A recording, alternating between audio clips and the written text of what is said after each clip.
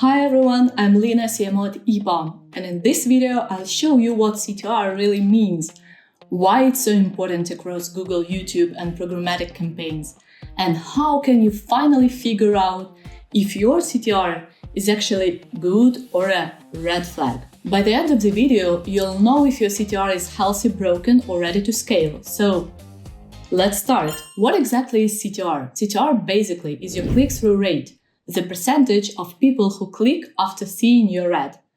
The formula is simple. Clicks divided by impressions. But here is the catch. An impression doesn't always mean your ad was truly seen. Many platforms count it the second your creative loads. That's why CTR is less about raw math and more about relevance. It answers the question, did your ad speak to the right person at the right moment or not? And just for perspective, the very first online banner in 1994 had a CTR of over 40%. Today, most display ads barely reach 0.3. So if you ever looked at your CTR and thought, why it's so low?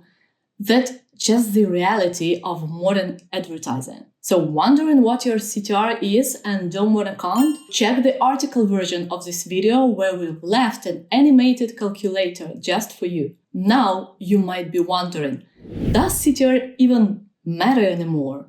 The short answer is yes, more than ever.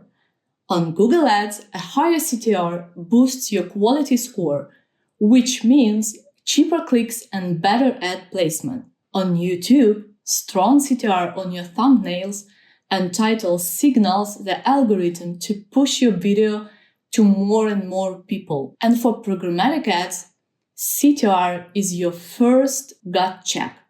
If CTR is low, your ad isn't relevant or your targeting is off. So if CTR is climbing, it's proof that your message is landing with the right audience. Think of CTR as a heartbeat of your campaigns.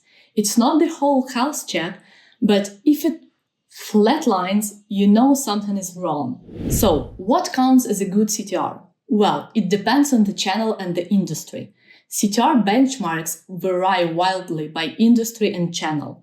Here are a few averages. E-commerce around 0.5% on display, travel and tourism often up to 2%, because travel ads are aspirational, finance up to 2%, because they are hard, these clicks are harder earned. Media and entertainment can be up to 6%. Curiosity drives clicks here, and the takeaway is there is no universal good CTR. Compare against your industry and your channel, not just random numbers you see online. A 2% CTR in one vertical can be a home run, and in another, below average. One mistake I see all the time is celebrating CTR without checking conversions. Hear the truth. CTR measures attention. Conversion rate measures action. A click isn't a sale.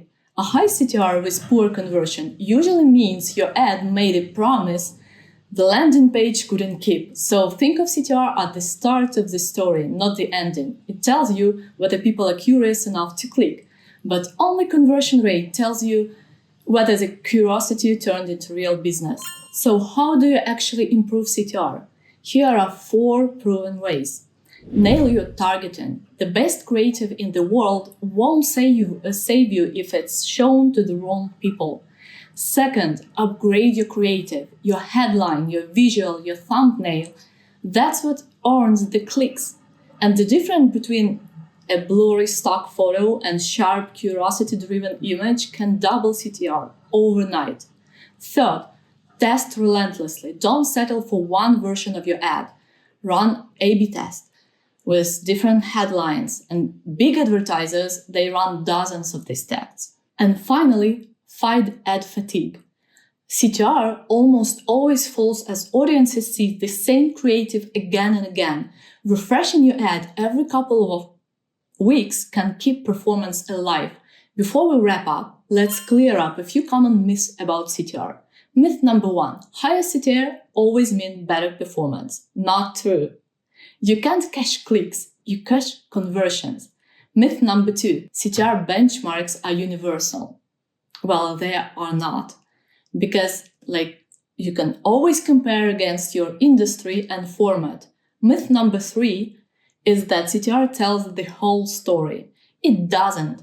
It's just the first step in a much bigger funnel. So how should you use CTR in real life?